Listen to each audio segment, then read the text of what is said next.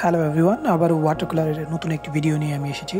এই ভিডিওতে আমরা দেখব কিভাবে একটি ভিলেজ ল্যান্ডস্কেপ করা যায়। তো আমি কিন্তু প্রথমে আকাশটা সুন্দর করে ভিজিয়ে নিয়েছি, কারণ আমি চাই যে আকাশটা সবসময় সফট এবং ট্রান্সপারেন্ট হোক। আকাশে 2-3 বার কালার দেওয়া এটা আমার পছন্দ না, কারণ আকাশ খুবই সফট একটা জিনিস। তো পানিতে আমি ভিজিয়ে নিয়ে আল্টিমেট ব্লু সুন্দর করে মিক্স করে জাস্ট পেজের উপর থেকে রংটাকে আমি ছেড়ে দিব। এতে যেটা হবে যে কালারটা নিজেই নিচের দিকে গড়িয়ে পড়বে এবং খুব সুন্দর একটা স্মুথ একটা কালার হবে। তো দেখুন আমি কি করছি, কালারটা খুব সুন্দর করে মিক্স করলাম। এখন এই যে উপরের দিকে জাস্ট কালারটা ছেড়ে দিচ্ছি, কালার দেখে নিচের দিকে গড়িয়ে পড়তেছে। এবং আমি নেক্সট টাইম কোনো ব্রাশের স্ট্রোক আকাশে দিব না। একটু আল্টিমেট ব্লুর সাথে একটু ক্রিমসন রেড মিশিয়ে একটু পার্পেলের মতো করে নিলাম, এবং দেখেন অটোমেটিক্যালি মেঘ হয়ে যাচ্ছে। যে জায়গাটা আমি মেঘ রাখার চেষ্টা করব সেই জায়গাটা জাস্ট কোনো কালার দিব না। অন্য সকল জায়গাতে আমি কালার দিয়েছি, কিন্তু যে জায়গাটা মেঘ বা সাদা রাখবো সেই জায়গাটা আমি কোনো কালার দিইনি। তো এই জিনিসগুলো খুব ভালো করে অবজার্ভ করতে হবে। ওয়াটার কালার কিন্তু খুবই সহজ একটি মিডিয়া। যদি আপনি ভালো করে ফলো করেন, আমার ভিডিওগুলো ভালো করে একটু দেখেন এবং ফলো করেন আমি কিভাবে কাজ করতেছি, কোথায় কি ধরনের স্ট্রোক দিচ্ছি। এখন আমি দূরের গ্রাম করার জন্য আল্টিমেট ব্লুর সাথে গ্রিন এবং একটু বার্নসিনা মিশিয়ে নিয়েছি, নিয়ে পেপারটা ভেজা থাকা অবস্থাতেই কিন্তু দূরের গ্রামটা দিয়ে দিচ্ছি। কেন দিয়ে দিচ্ছি? কারণ দূরের গ্রামটা একটু ব্লার ইফেক্ট আনার জন্য, দূরের গ্রামে একটু ব্লার ইফেক্ট আনার জন্য কিন্তু আমি ভেজা থাকা অবস্থায় দূরের গ্রামটা করছি। যখনই আপনি একটা জিনিস মনে করবেন, যদি কোথাও আপনার একটু দূরের বোঝানোর চেষ্টা করেন বা একটু ব্লার ইফেক্ট আনতে চান, তাহলে কিন্তু অবশ্যই রংটা ভেজা থাকা অবস্থায় আপনাকে অন্য রংটা দিতে হবে। তো এখানে আমি খুব সুন্দর করে দূরের গ্রামটা করার চেষ্টা করতেছি। দূরের গ্রামের কালারটা একটু চেঞ্জ করলাম। দূরের গ্রামে সব জায়গায় কিন্তু একই কালার থাকবে না, কারণ দূরের যে গাছগুলো থাকে সেই গাছগুলোতে বিভিন্ন রকমের ভ্যারাইটিস অফ কালার থাকে। তো এই কালারগুলো আপনি চাইলে বিভিন্ন কালার ইউজ করতে পারেন দূরের গ্রাম করার জন্য। খুব মনোযোগ দিয়ে দেখুন কিভাবে আমি ব্রাশ চালাচ্ছি, কিভাবে আমি কালারগুলো ইউজ করতেছি। আরেকটা গ্রেড আমি দিচ্ছি দূরের গ্রামটাকে আরেকটু দূরে নিয়ে যাওয়ার জন্য, সামনে আরেকটা গাছের একটা সারি দিচ্ছি। তো আমি প্রতিনিয়ত চেষ্টা করি যে নতুন কিছু আইডিয়া আপনাদের সাথে শেয়ার করার জন্য, ওয়াটার কালার টেকনিকগুলো শেয়ার করার জন্য। ওয়াটার কালার টেকনিকগুলো যদি আপনি ভালো করে বুঝতে পারেন, দেন আপনি খুব ভালো একজন ওয়াটার কালার আর্টিস্ট হতে পারবেন। আদারওয়াইজ এটা সম্ভব না আসলে। তো দূরে কিছু তাল গাছ আছে, আমি তাল গাছ দিচ্ছি। দেখুন তাল গাছটা আমি কিভাবে দিচ্ছি। একটা তাল গাছের শেপ আপনার মাথায় থাকতে হবে, তাল গাছগুলা ভালো করে অবজারভেশন করতে হবে যে একটা গাছ কেমন থাকে, তাহলে আপনি খুব সহজেই যে কোনো কিছু ড্র করতে পারবেন, যে কোনো কিছু পেইন্ট করতে পারবেন। দেখুন আমি খুব সিম্পল ওয়েতে তাল গাছটা করে ফেললাম। বেশ কিছু তাল গাছ দিব দূরের গ্রামে।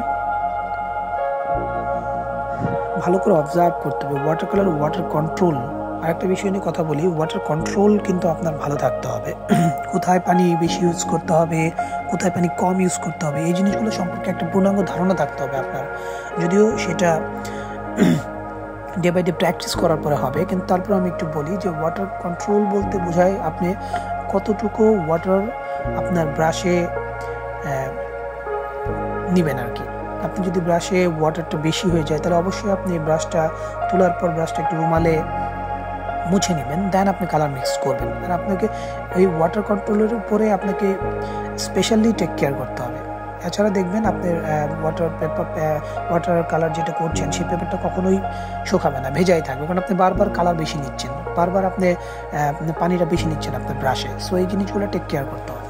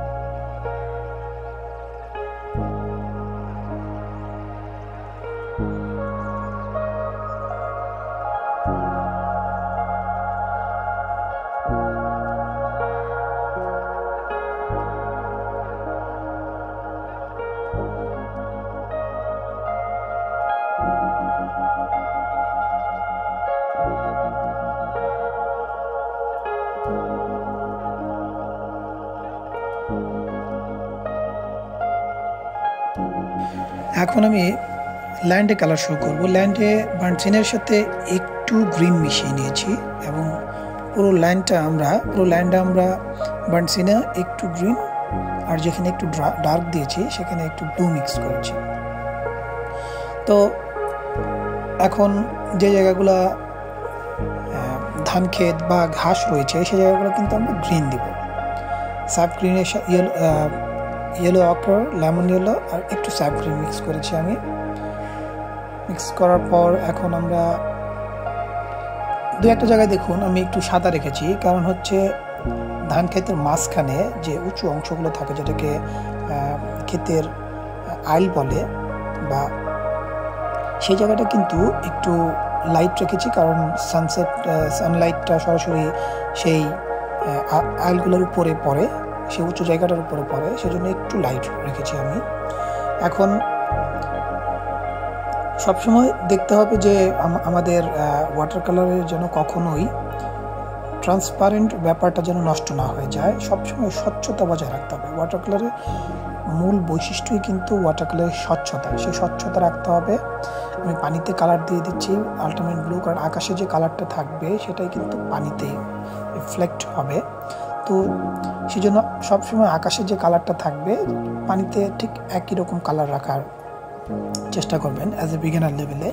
পরবর্তীতে যখন আপনি পানির বিভিন্ন কালার, যেমন পানিতে অনেক সময় ঘোলা পানি হয়ে যায়, সেগুলো আমরা আস্তে আস্তে শিখব। তো আপাতত আমি আকাশে যে কালারটা আছে সেই কালারটাই পানিতে ইউজ করতেছি। তো ব্রাশ স্ট্রোকগুলো দেখুন কিভাবে ব্রাশ ইউজ করতেছি, বেশি ঘষা যাবে না। আরেকটা বিষয় কিন্তু ওয়াটার কালার করার সময় কখনো বেশি ঘষাঘষি করা যাবে না। আমরা যেমন প্যাস্টেল, তারপর পেন্সিল করার সময় অনেকবার একটার উপরে অনেকবার পেন্সিল ঘষতাম বা প্যাস্টেল ঘষতাম, কিন্তু ওয়াটার কালারের ঠিক ডিফারেন্স। ওয়াটার কালারে কখনোই অতিরিক্ত ঘষাঘষি করা যাবে না, এতে পেপার নষ্ট হয়ে যায়। জাস্ট খুবই সফটভাবে পেজের উপরে ব্রাশটাকে মুভ করতে হবে। তো ভালো করে অবজার্ভ করুন, আর যদি কোথাও বুঝতে সমস্যা হয় অবশ্যই আমাকে কমেন্টস করবেন যে আমি এই অংশগুলো বা এই জায়গাটা আমি বুঝিনি। আমি কিন্তু দূরের যে ল্যান্ড আছে সেই ল্যান্ডের ভাগগুলা করলাম, ডিভাইডেশন করলাম। এখন আমি পানিতে রিফ্লেকশন দিচ্ছি, পানিতে যে গাছের ছায়াগুলো পড়েছে সেগুলো দিচ্ছি। দেখুন গ্রিনের সাথে একটু ইয়েলো আকার, একটু বার্নসিনে নিয়ে এই কাজটা আমি করতেছি।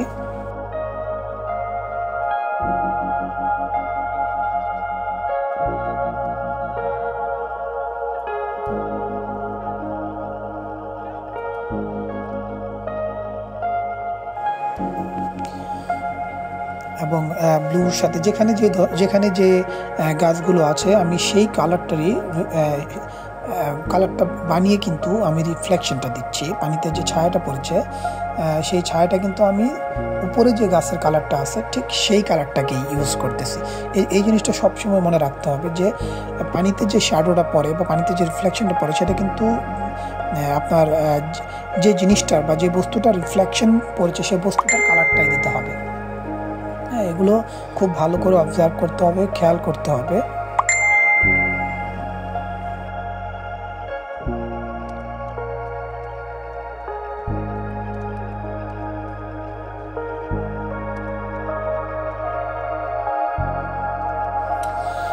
পানির উপরে অনেক সময় ছোট ছোট ঘাস থাকে, সেই ঘাসগুলো আমি এখন কিন্তু দিচ্ছি।